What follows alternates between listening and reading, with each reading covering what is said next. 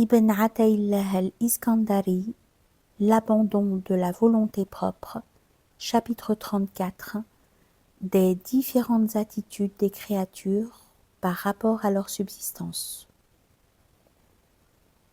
Bien des choses ont été dites à propos de l'inquiétude des hommes au sujet de leur subsistance et des conséquences néfastes qu'elle peut entraîner. Notre maître, que Dieu lui fasse miséricorde, en évoque un certain nombre lorsqu'il dit un peu plus loin dans son oraison « Mon Dieu met cette subsistance à ma disposition en me préservant de la cupidité. Épargne-moi la fatigue occasionnée par sa recherche et épargne également à mon cœur le souci qu'elle représente et fait qu'elle ne devienne pas mon unique préoccupation.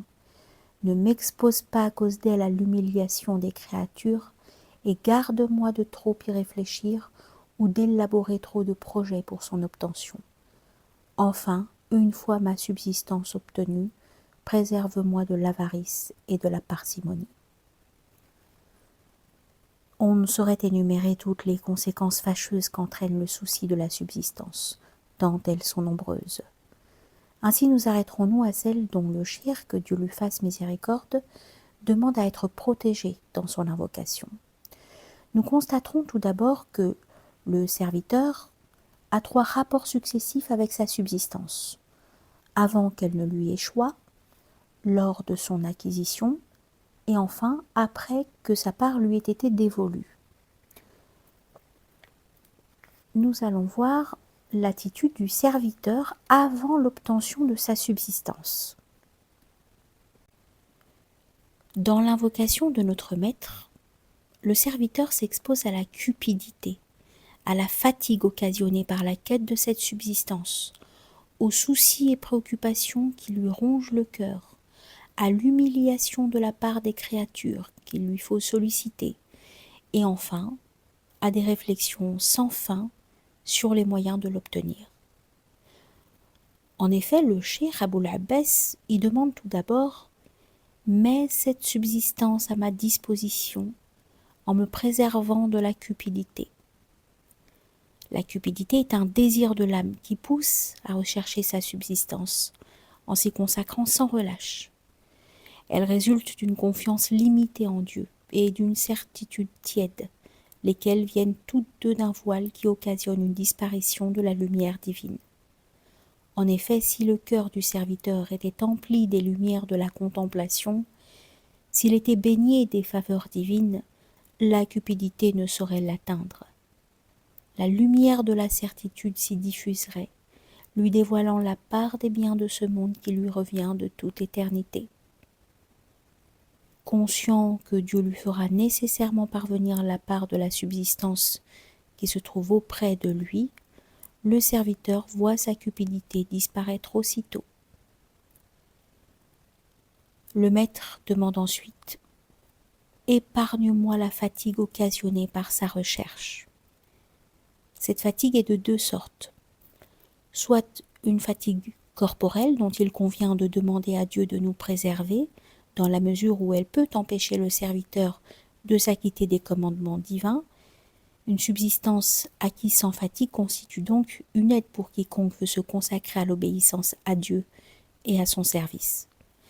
Ou soit un souci rongeant le cœur contre lequel il faudra, à plus forte raison, demander protection.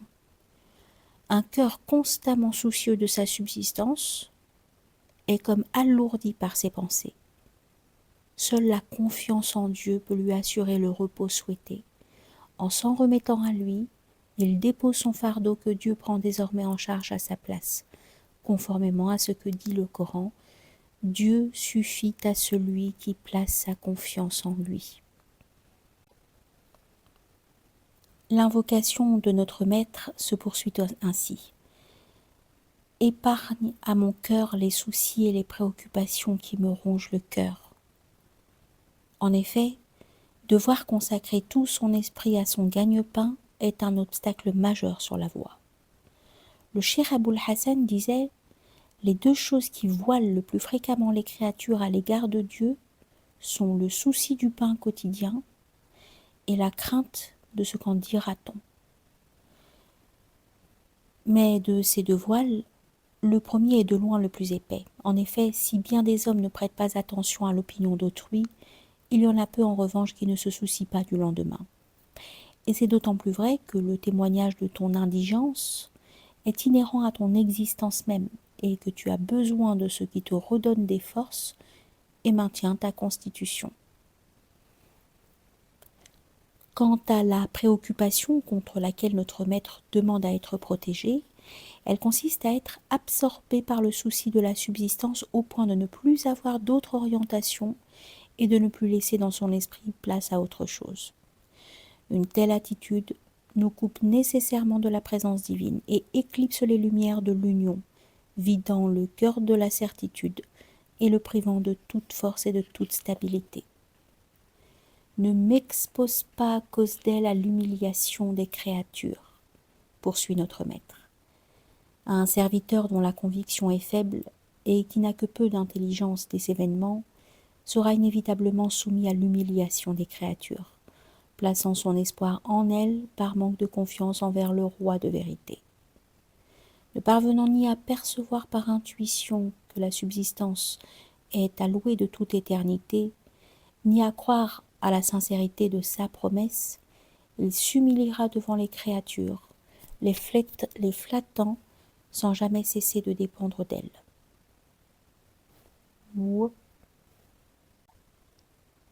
Tel est le châtiment de celui qui est distrait de Dieu, exalté soit-il. Et le châtiment de l'ultime demeure est encore plus douloureux. Si sa foi et sa confiance en Dieu étaient réelles, il montrerait plus de fierté et d'amour-propre, car c'est à Dieu qu'appartiennent la grandeur, ainsi qu'à son envoyé aux croyants. Or la dignité dont le Seigneur a revêtu le croyant exige qu'il ne se réclame point d'un autre que lui. Il doit en effet savoir que la grandeur appartient à Dieu en totalité, qu'il est le puissant, Al-Aziz, auprès duquel nul n'a de puissance, et qu'il est le seul à pouvoir la conférer à quiconque. C'est sa confiance en Dieu qui fait naître en lui de la fierté, et son abandon à Dieu qui lui assure la victoire. Jamais il ne connaîtra de faiblesse, puisque la confiance sincère qu'il place en son Seigneur lui garantit sa part des biens de ce monde. Pas davantage, il ne ressentira de tristesse, car il s'en remet à lui dans l'attente de ses dons, attentif à sa parole, exalté soit-il. Ne faiblissez pas, ne vous attristez pas, vous aurez le dessus si vous êtes croyant. La dignité ou la grandeur du croyant consiste donc à ne mettre aucun espoir dans les créatures, mais à placer une confiance aveugle dans le roi de vérité. Sa foi le retient de présenter une requête à tout autre que son Seigneur, ou de diriger son cœur vers un autre que lui. Cela a fait dire à certains: « À qui proclame l'unicité de Dieu ton Seigneur et sa singularité ? Il est défendu désormais de demander le moindre don à quiconque. » Ami, adopte avec moi une attitude devant Dieu qui nous fasse périr de passion, puis revivre de même. Quant au roi de la terre, qu'il s'efforce aussi de nous imiter, pour conquérir ce royaume qui ne se donne ni ne se vend. Celui qui a été affranchi par Dieu des chaînes de la cupidité et ennobli par le scrupule, El-Wara, a reçu une faveur immense et lui a été donné de parvenir au fait de son aspiration. Ô croyant, tu as été revêtu de nombreuses parures, dont celle de la foi, de la connaissance, de la soumission et de la conformité à la tradition. Ne va pas les souiller en convoitant les biens des créatures, ou en t'en remettant un autre que le Seigneur des mondes. Le cheikh Aboul Hassan raconte ceci. Une nuit, je vis le prophète en rêve, alayhi salatu wassalam, et il me dit: Ô Ali, purifie ton habit de ses impuretés. et tu obtiendras le soutien divin à chacun de tes souffles. Mais, demandai-je, quel est cet habit, ô envoyé de Dieu? Dieu, me fut-il répondu, t'a revêtu des parures de la foi, de la connaissance, de l'amour et de la reconnaissance de l'unicité divine. C'est alors, conclut le maître, que je compris le sens du verset. Et tes habits purifie-les. En effet, celui qui a foi en Dieu est préservé de toute chose. Celui qui connaît Dieu méprise toute chose. Celui qui aime Dieu trouve que tout est facile, et celui qui professe l'unicité ne lui associe rien. Enfin, celui qui se soumet entièrement à Dieu tombera rarement dans la transgression.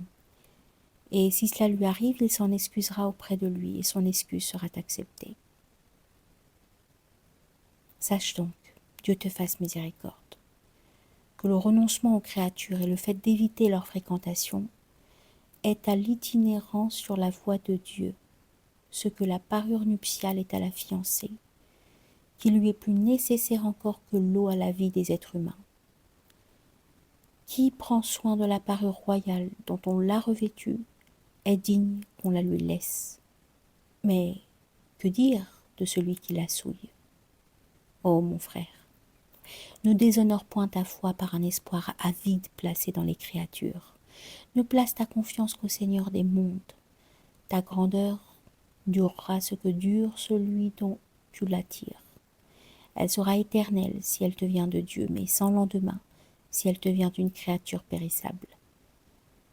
C'est ce qui a fait dire à un homme noble que ta grandeur vienne de ton Seigneur, et elle sera durable et continuelle. Mais si tu ne l'attires que d'un simple mortel, elle est amenée bientôt à périr. Un homme entra en pleurant chez un connaissant. « Que t'arrive-t-il donc » s'étonna celui-ci. « Mon maître est mort, » répondit l'autre. « Mais quelle idée » s'exclama alors ce gnostique, « d'avoir pris pour maître un simple mortel !» Tires-tu ta grandeur d'un autre que Dieu? Tu la perdras à coup sûr. Cherches-tu à t'appuyer sur un autre que lui? Cet appui te fera bientôt défaut. Considère un peu ce Dieu devant lequel tu n'as cessé de te prosterner. Nous le brûlerons, puis nous disperserons ses cendres dans la mer. En vérité, votre Dieu n'est autre que Dieu, tel qu'il n'y a pas de divinité en dehors de lui.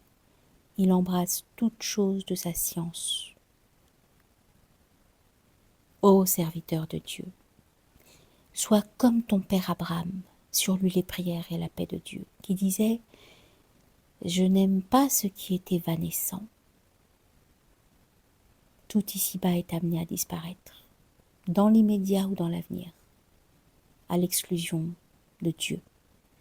Et celui-ci, exalté soit-il, nous incite à suivre la tradition de votre père Abraham, laquelle exige entre autres que l'on n'ait plus le moindre penchant pour les créatures. Abraham les négligea bel et bien lorsqu'il fut placé dans la catapulte qui devait le projeter dans le feu et qu'il refusa le secours de Gabriel sur lui la paix, ainsi que nous l'avons vu. Considère de quelle manière il mit toute son espérance dans le roi de vérité, sans attendre le moindre secours de l'archange, ni même d'une demande adressée à Dieu. Il avait réalisé que Dieu était plus proche de lui que Gabriel, plus proche de lui que sa propre demande, et c'est pourquoi Dieu le préserva de Nemrod et de ses agissements, le gratifiant de sa préférence et de sa sollicitude. Fait également partie de la tradition abrahamique le combat contre tous ceux qui détournent de Dieu, et l'affection exclusive qu'on lui voue sans plus se soucier des créatures. Tous sont mes ennemis, dit en effet Abraham dans le Coran, à l'exclusion du Seigneur des mondes. Veux-tu que l'on t'indique le chemin qui mène au souverain à l'égard des mondes? il consiste à désespérer définitivement des hommes. Le cheikh Aboul Hassan disait à cet égard: « J'ai perdu tout espoir de m'être d'une quelconque utilité. Comment pourrais-je en attendre d'un autre? Et j'ai invoqué Dieu pour bien d'autres que moi. Comment ne le supplierais-je pas pour mon propre compte? Tels sont donc l'alchimie et l'élixir spirituel, dont la maîtrise assure une indépendance sans indigence, une grandeur sans humiliation, et permet de dépenser sans compter. Mais elle n'appartient qu'à ceux qui comprennent ce que Dieu exalté soit-il attend d'eux. » Nous tenons cette anecdote du cheikh Aboul Hassan, que Dieu lui fasse miséricorde. Un homme vint rechercher ma compagnie. Cependant, la sienne m'était pesante. Je tâchais donc de le mettre à l'aise. Ceci obtenu, je lui demandai: « Mon fils, de quoi as-tu besoin pour rechercher ainsi mon enseignement ?» Il me répondit: « On m'a dit, ô maître, que tu connaissais l'alchimie, et c'est pour l'apprendre de toi que je me suis mis à ton service. » Nous tenons cette anecdote de cheikh Aboul Hassan, que Dieu lui fasse miséricorde. Un homme vint rechercher ma compagnie. Cependant, la sienne m'était pesante. Je tâchais donc de le mettre à l'aise. Ceci obtenu, je lui demandai: « Mon fils, de quoi as-tu besoin pour rechercher ainsi mon enseignement ?» Il me répondit: « On m'a dit, ô maître, que tu connaissais l'alchimie, et c'est pour l'apprendre de toi que je me suis mise à ton service. » Tu dis vrai, et celui qui t'en a informé a dit vrai également. Mais je ne pense pas que tu acceptes mon enseignement. Si fait, répondit l'homme. Dans ce cas, lui répondis-je, le voici. En considérant les créatures, j'ai vu qu'elles se partageaient entre ennemis et amis.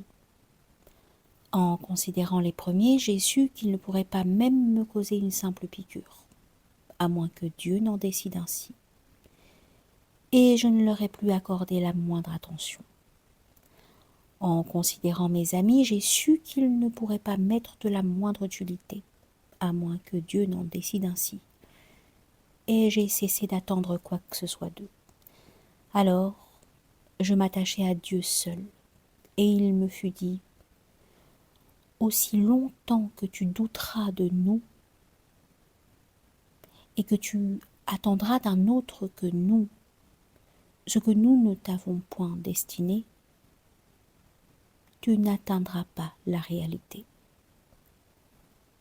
Interrogé dans d'autres circonstances au sujet de l'alchimie, le cheikh répondit par ce conseil: « Extrais la cupidité de ton cœur et cesse d'attendre de ton Seigneur une chose qu'il ne t'a pas destinée. »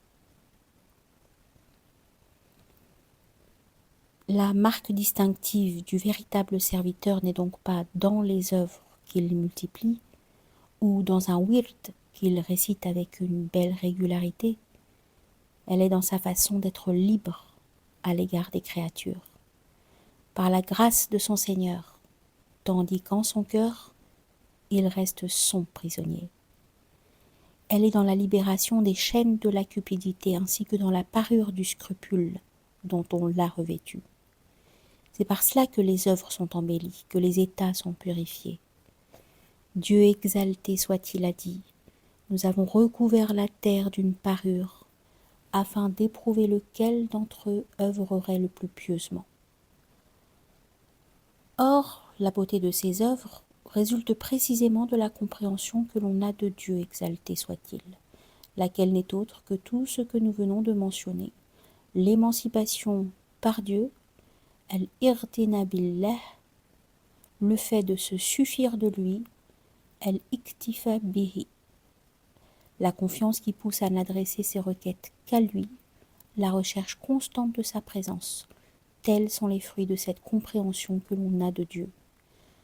Recherche donc en toi la piété scrupuleuse plus que toute autre chose, et purifie-toi de tout espoir placé dans les créatures.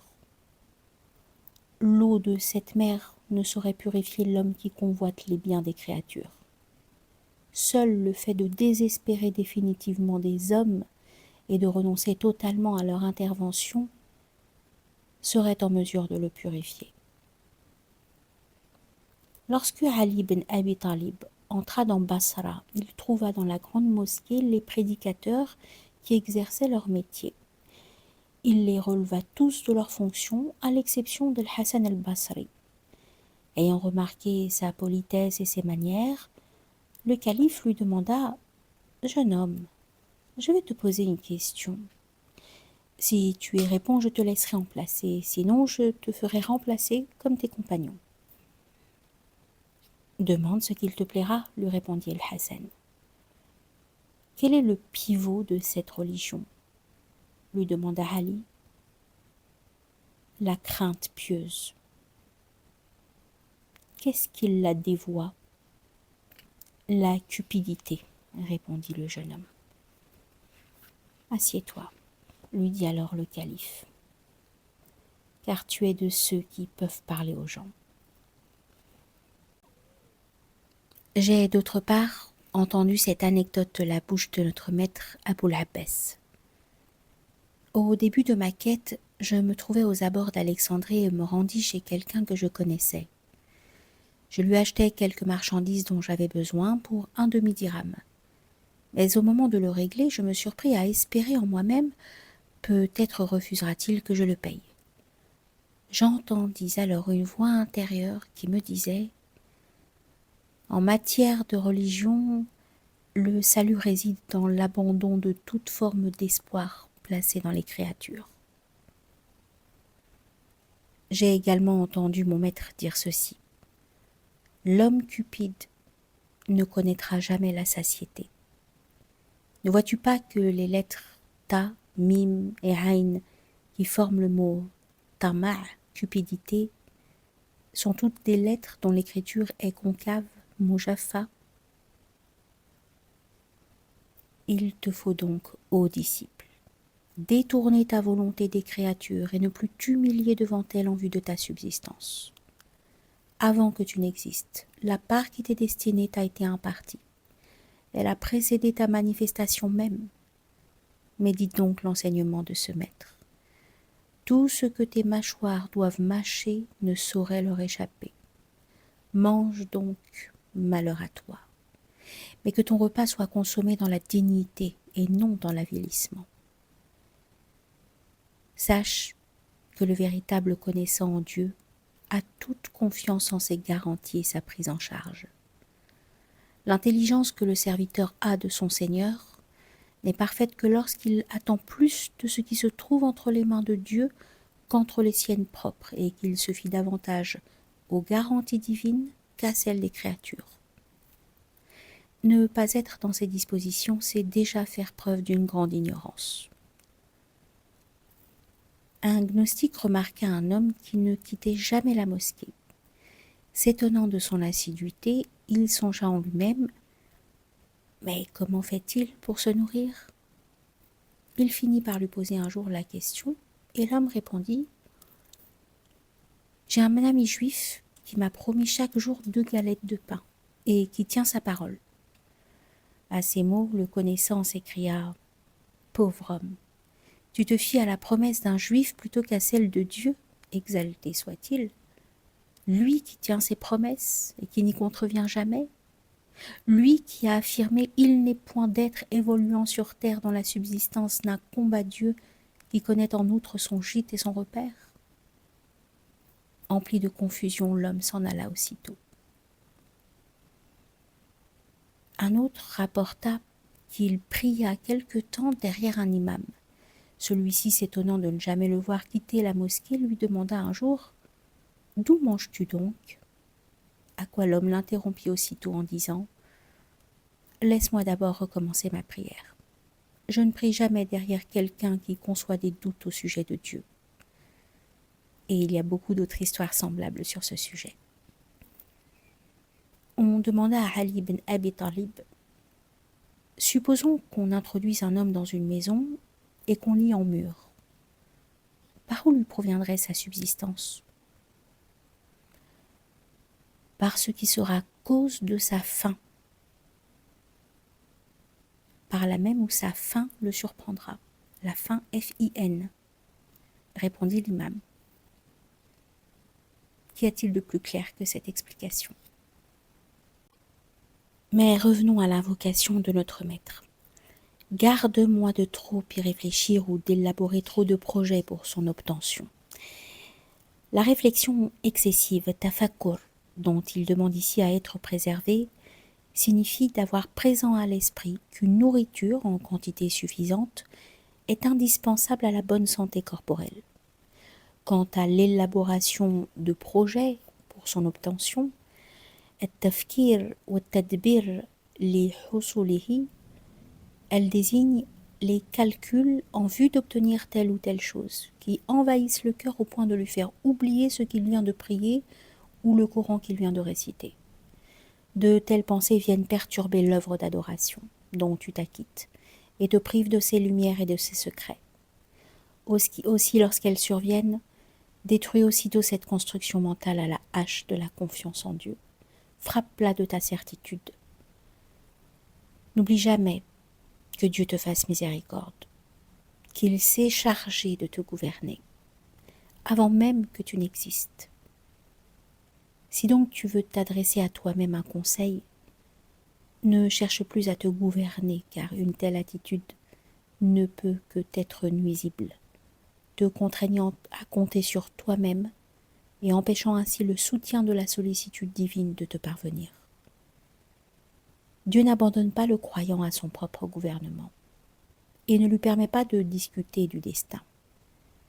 Si de telles pensées surgissent en toi, elles ne sauraient durer, car la lumière de la foi ne peut les tolérer.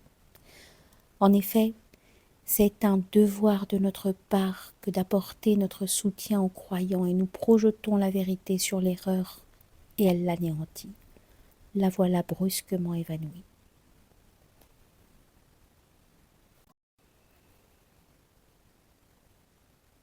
Deuxième point, l'attitude du serviteur lors de l'acquisition de sa subsistance. Le shir poursuit son invocation ainsi. Enfin, une fois ma subsistance obtenue, préserve-moi de l'avarice et de la parcimonie. Ces deux obstacles sur la voie résultent d'un manque de certitude et de confiance en Dieu. Dieu blâme ces deux vices dans son livre sublime en ces termes. Et ceux qui se préservent de leur propre avarice, ce sont ceux-là qui réussissent. Ce verset indique clairement que l'avare est privé de réussite, c'est-à-dire de lumière, puisque pour un croyant, il n'est d'autre réussite que l'acquisition d'un supplément de lumière. Aussi, lorsque Dieu nous décrit les hypocrites, il nous dit « Avides de bien, ceux-là n'ont pas la foi. » Dieu a réduit leurs œuvres à néant. Nous avons tout à l'heure cité cet autre verset. Parmi eux, il en est qui avaient passé ce pacte avec Dieu. Si Dieu nous accorde une part de ses faveurs, nous ferons l'aumône et serons au nombre des gens pieux. Mais lorsque Dieu leur eut accordé une part de ses faveurs, ils s'en montrèrent avares et s'enfuirent en se détournant. Citons encore celui-ci. Quiconque se montre avare ne l'est que vis-à-vis de lui-même.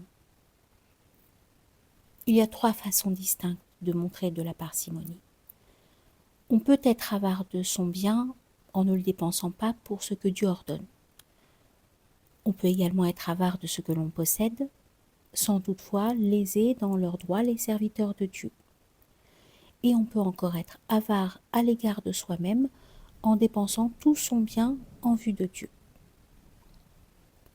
La première forme d'avarice consiste à ne pas payer la zakat alors qu'on est imposable, ou à se refuser d'entretenir des personnes à charge telles que parents, épouses, enfants, bref en se détournant des dépenses que Dieu impose à l'homme et dont le non-acquittement lui vaudra reproche et châtiment.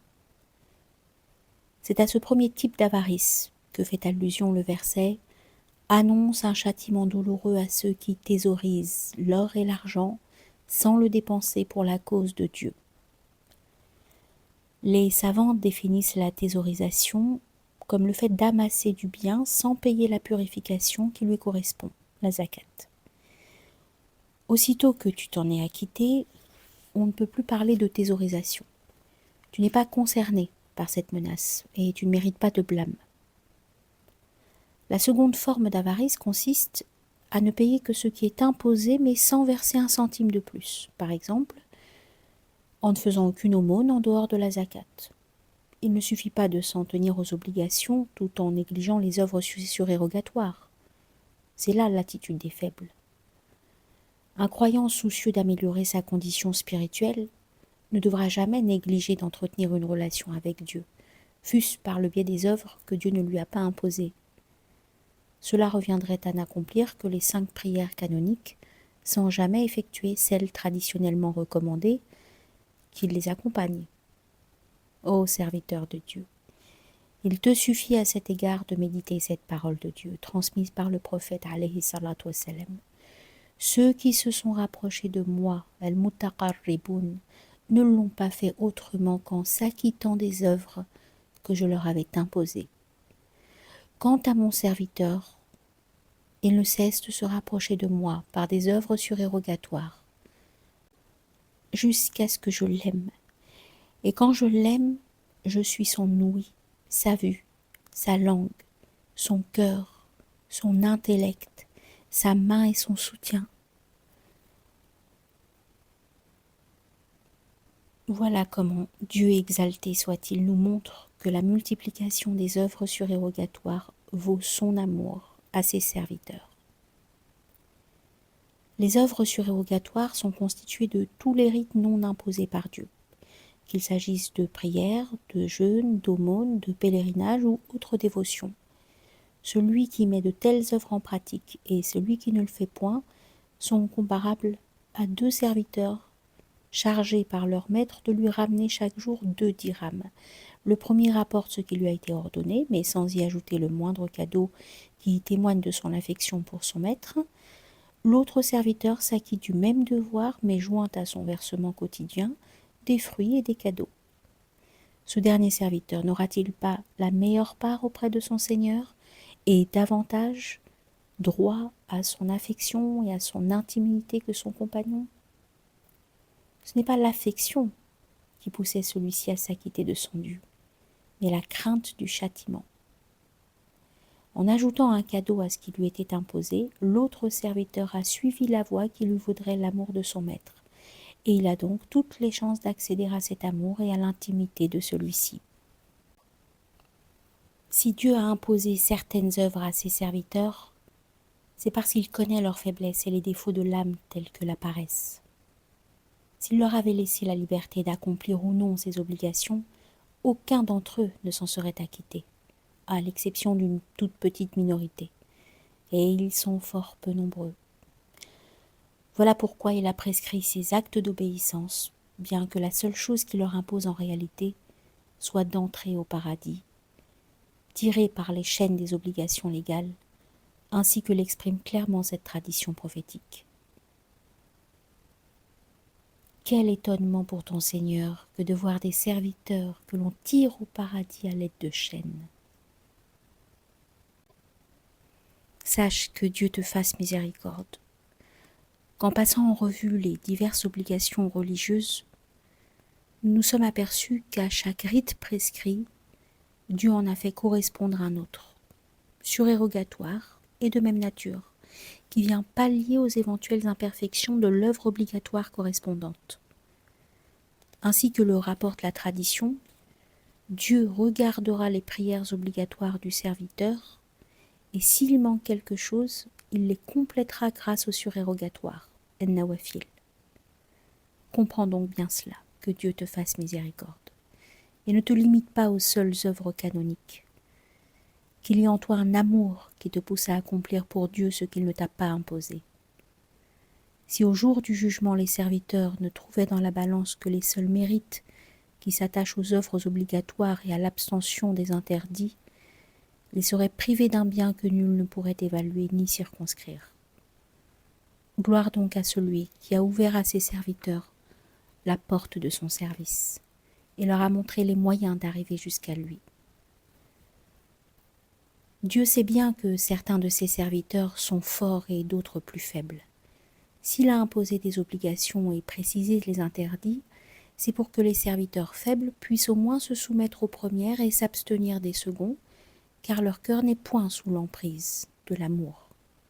Or seule la passion peut pousser les hommes à œuvrer sans contrainte.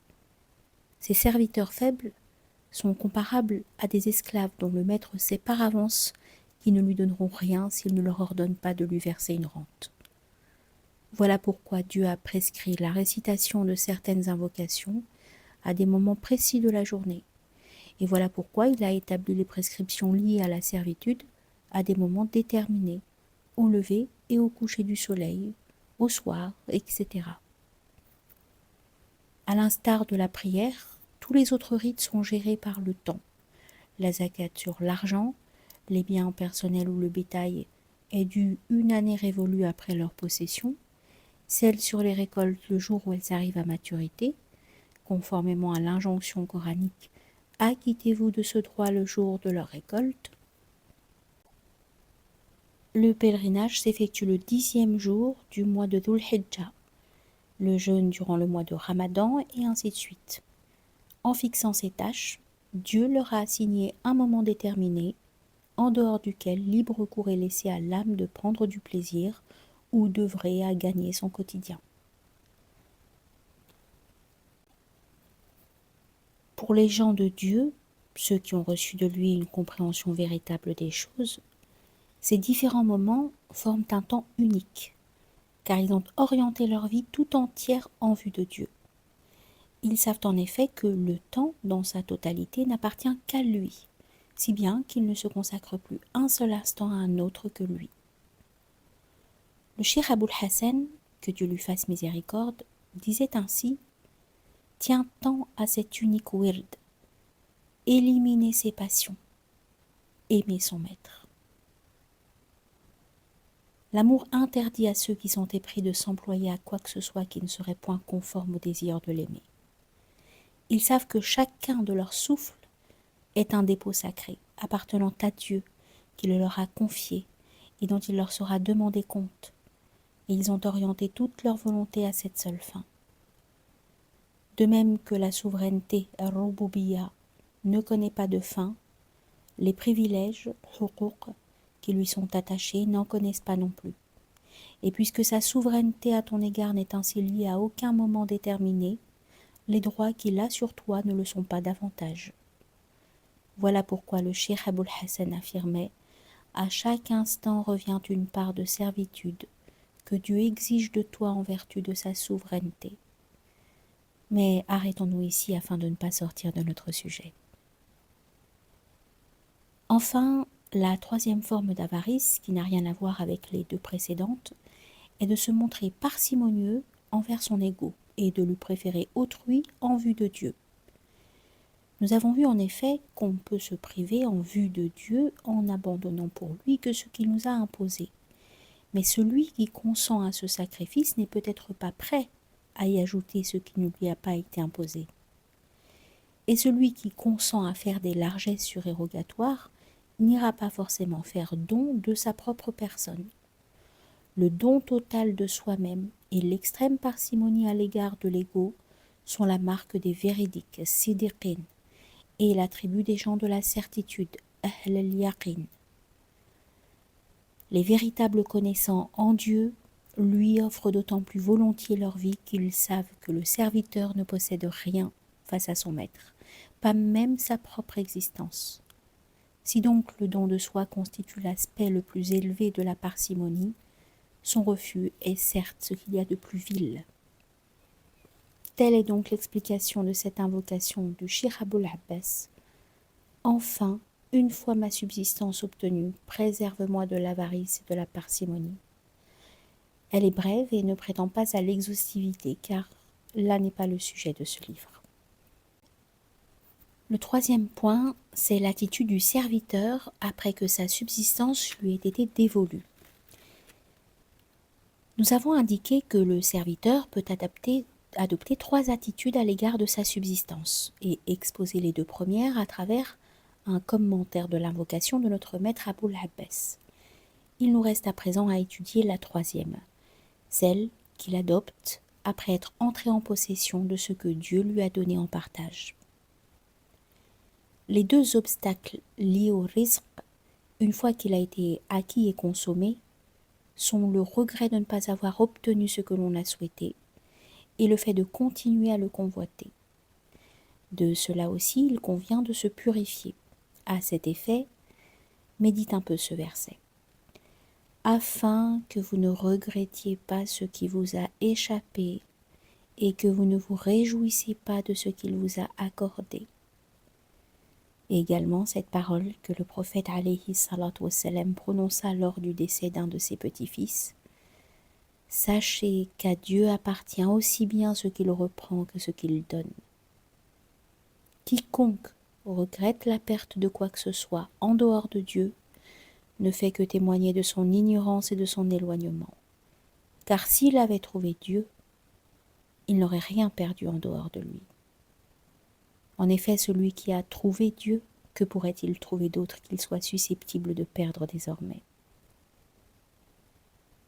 Aussi que le serviteur se mette bien en tête que ce qui lui a échappé ne faisait en aucun cas partie de sa subsistance. Si tel avait été le cas, jamais cela n'aurait été attribué à un autre. Il ne s'agissait que d'un prêt consenti pour un jour par le prêteur, puis repris le lendemain. Celui qui avait existencié ce bienfait se l'est tout simplement fait restituer. On rapporte qu'un jeune homme s'était vu promettre sa cousine en mariage depuis sa plus tendre enfance. Mais lorsqu'il arriva à l'âge de se marier, un événement empêcha l'union projetée de se réaliser, si bien que la jeune fille en épousa un autre. Comme le jeune homme en montrait du ressentiment, il rencontra un connaissant, un homme doué d'intelligence, qui lui dit « Ce serait plutôt à toi d'aller t'excuser auprès du mari de ta cousine pour avoir convoité une épouse qui lui était destinée de toute éternité. » Pour mettre en garde le croyant contre des regrets qu'il pourrait formuler sur ce qui lui a échappé en ce bas monde, un seul verset suffit. Il est des gens qui adorent Dieu avec hésitation, qu'un bien leur échoit et les voilà rassurés. Mais à la première épreuve, ils font aussitôt volte-face, perdant à la fois ce bas monde et l'ultime demeure. Voilà un échec patent.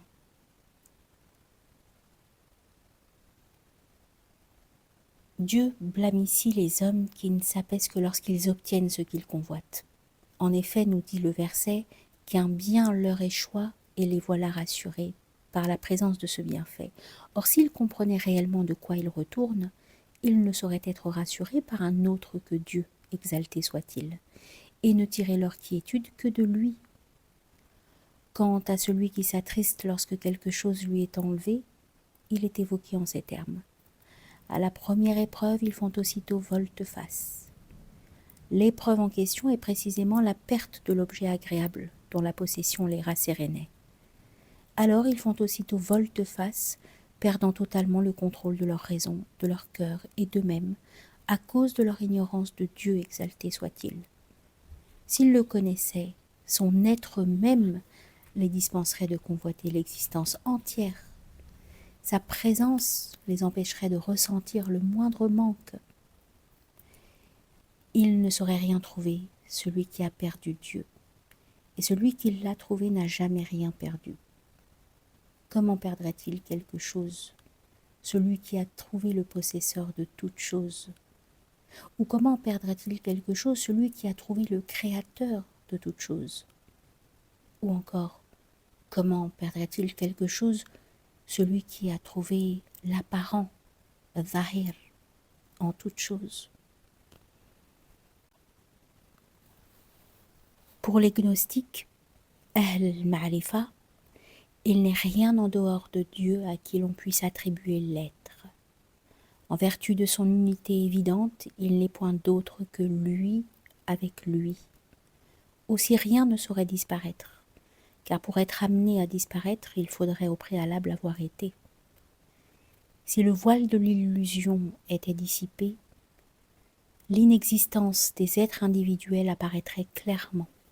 et la lumière de la certitude envelopperait l'ensemble des mondes. Ayant compris cela, ne regrette plus rien désormais de ce qui t'a échappé. Ne te repose sur rien dans l'existence. Qui se repose sur ce qu'il a trouvé ou déplore ce qu'il a perdu, ne fait qu'établir de façon péremptoire qu'il est l'adorateur de ce dont la possession le réjouit, et de ce dont la perte l'attriste. Ainsi faut-il comprendre la parole du prophète, alayhi salatu wassalam, que périsse le serviteur du dirham, que périsse le serviteur du dinar, que périsse le serviteur de son estomac, qu'il périsse et qu'il soit humilié, et s'il vient à être couvert d'épines, qu'on ne les lui enlève pas. Ô croyant, ne soumets donc ton cœur qu'à l'amour de Dieu et à son affection. Tu es trop noble pour servir un autre que lui. Il a fait de toi un serviteur digne, ne te comporte donc pas en un serviteur vil. Les gens de Dieu répugnent à se reposer sur une créature ou à convoiter ce qui leur échappe, afin de préserver à la fois leur servitude vis-à-vis de lui et leur liberté à l'égard de tout autre que lui. J'ai entendu ces propos de notre maître Aboul Abbas, que Dieu lui fasse miséricorde. Il est deux sortes de serviteurs. Celui qui, dans une condition donnée, est subjugué par celle-ci, Abdun huwa fil hal bil hal, et celui qui, dans la même condition, n'a Dieu que pour celui qui est en mesure de la modifier. Abdun huwa fil hal bil muhawwil. Le premier est le serviteur de son état. Lorsqu'il se produit, il s'en réjouit, et lorsqu'il disparaît, il s'en afflige. Le second est le serviteur exclusif de Dieu. Lorsque son état disparaît, il ne désespère pas, et lorsqu'il s'empare de lui, il ne s'en réjouit pas davantage. Ces gens qui adorent Dieu avec hésitation ne l'adorent donc que sous un aspect déterminé. Que cet aspect vienne à changer et leur obéissance disparaît avec lui, si bien qu'ils cessent d'être en accord avec leur Créateur. Si ces serviteurs comprenaient Dieu, ils l'adoreraient en toutes circonstances et sous tous les aspects, puisqu'en toutes circonstances, il est leur Seigneur. Il leur faut l'adorer dans toutes les situations. Qu'un bien leur échoit, poursuit le verset, et les voilà rassurés. C'est-à-dire un bien conforme à leurs désirs et à l'idée qu'ils se font du bien et qui peut fort bien être un mal en réalité. Mais à la première épreuve, dès qu'ils viennent à perdre ce qu'ils considèrent comme un bien et qui leur procurait de la quiétude, ils font aussitôt volte-face. Si Dieu donne à cette perte le nom d'épreuve, fitna, c'est parce que la foi du croyant s'éprouve dans la perte de ce qui lui est cher, et que la condition d'un homme se révèle dans l'épreuve. Combien y en a-t-il qui s'imaginent tenir de Dieu une indépendance qui ne repose que sur la mise en œuvre des causes secondes et sur ses multiples effets? Combien y en a-t-il qui croient jouir d'une intimité avec Dieu alors qu'ils n'ont d'intimité qu'avec eux-mêmes? La meilleure preuve en est que cette familiarité disparaît généralement avec l'état qui les anime. Si réellement cette intimité l'unissait à son Seigneur, elle durerait autant que Dieu lui-même sans être soumise à un état quelconque. Voilà pourquoi ces serviteurs ont à la fois perdu ce bas monde et l'ultime demeure. En ce monde, ils ont perdu ce qu'ils convoitaient, et dans l'autre, ce pourquoi ils n'ont point œuvré. Ce qu'ils désiraient leur a donc échappé, et ils n'ont pas davantage recherché Dieu pour qu'il puisse s'offrir à eux. Comprends donc.